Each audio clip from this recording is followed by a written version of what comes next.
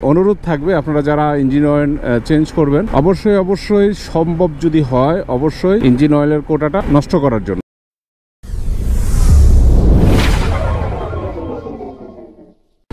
আসসালামু আলাইকুম এভরিওয়ান, সবাই কেমন আছেন? আজকে সকাল মানে দুপুর, আমার দুপুর হয়ে গেছে, কিন্তু আজকে ওয়েদারটা অনেক ঠান্ডা, একদম রৌদ্র নাই, যথেষ্ট পরিমাণে ঠান্ডা বাতাস আছে, সেই জন্য ভালোই লাগতেছে। আজকে ইঞ্জিন অয়েল নিয়ে কিছু বিষয় আপনাদের সাথে শেয়ার করি। আমাদের দেশে আসলে অনেক ধরনের ইঞ্জিন অয়েল পাওয়া যায়, এর ভিতরে কয়েকটা গ্রেড আছে।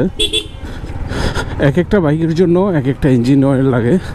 এক একটা বলতে গ্রেড, আপনি আপনার বাইকের জন্য যে গ্রেড, এই গ্রেড রেখে আপনি যে কোনো ব্র্যান্ডের ইঞ্জিন অয়েল ইউজ করতে পারেন, বাট অবশ্যই অরিজিনাল হতে হবে। বুঝাও, আমার MT-15 যে ইঞ্জিন অয়েলটা ইউজ করি আমি সবসময় ইয়ামাহা লুবের, এটা আগে ছিল 1900 টাকা, 1900 থেকে এখন হচ্ছে কত 2015 টাকা।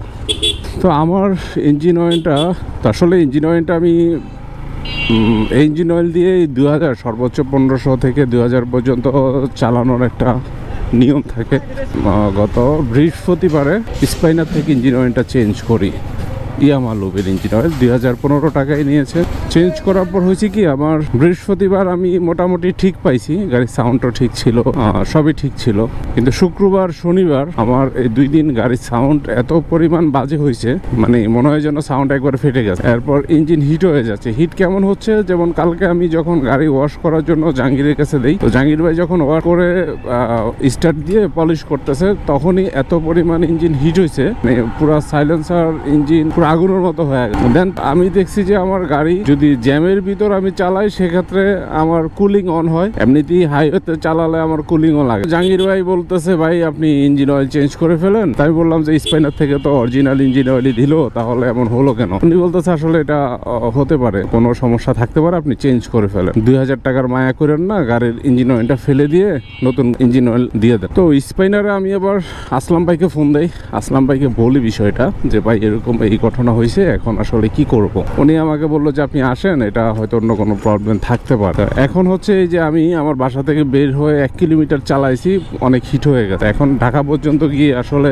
গাড়ির যদি ইঞ্জিন অয়েলের জন্য হয়ে থাকে, তাহলে তো মোটামুটি আমার গাড়ির অবস্থা খারাপ হয়ে যাবে। তো সেখানে গিয়েও যদি আমার ইঞ্জিন অয়েল চেঞ্জ করা লাগে, তা আমি তাহলে শোরুম থেকেই করি। আমি যদিও আমার এই বাইকের লাইফে সেকেন্ড টাইম আমি ইঞ্জিন অয়েল শোরুমের বাইরে থেকে চেঞ্জ করলাম, সেকেন্ড টাইম। এর আগে একবার আমি ফেনে গিয়ে আমি ইঞ্জিন অয়েল পাই নাই, শোরুম বাহির থেকে আমি চেঞ্জ করছি। একই জিনিস যদি আমি দুটাকে একসাথে, যে কৌটাটা আছে একসাথে যদি কম্পেয়ার করি, সেক্ষেত্রে 19-20 লেখার, মানে কি বলে ফন্ট গুলি 19-20 দেখাচ্ছে, যদিও দুইটার ম্যানুফ্যাকচার ডেট 1 মাস এদিক সেদিক, কিন্তু ফন্ট এখানে কিছুটা ব্যতিক্রম দেখাচ্ছে। এখন বিষয় হচ্ছে আসলে ইঞ্জিন অয়েল তো আমরা হাতে ধরে বুঝতে পারবো না, এটা টেস্ট করা ছাড়া। তা এখন টেস্ট করার মতো ওয়েও আমাদের কাছে নাই, সেই জন্য ভেজালের দেশে ভেজাল নিয়ে আমাদের থাকতে হচ্ছে। আসলে এখন অরিজিনাল ইঞ্জিন অয়েল আমরা কিভাবে চিনবো?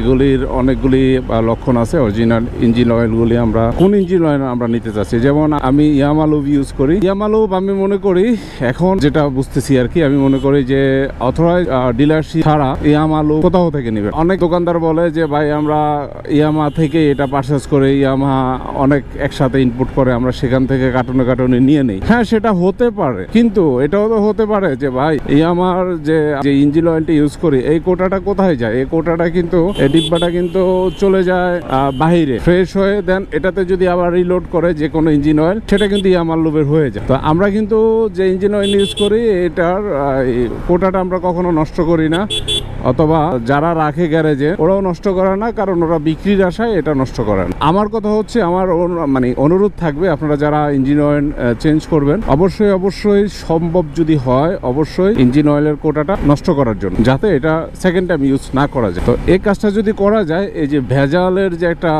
প্রতিরোধ, সেটা অনেকটা হলো, মানে ভেজালটা কমে আসবে। এছাড়া ইঞ্জিন অয়েল কিভাবে চিনবেন, প্রাথমিক কিছু ধারণা আপনাদেরকে দেব অন্য কোনো ভিডিওতে।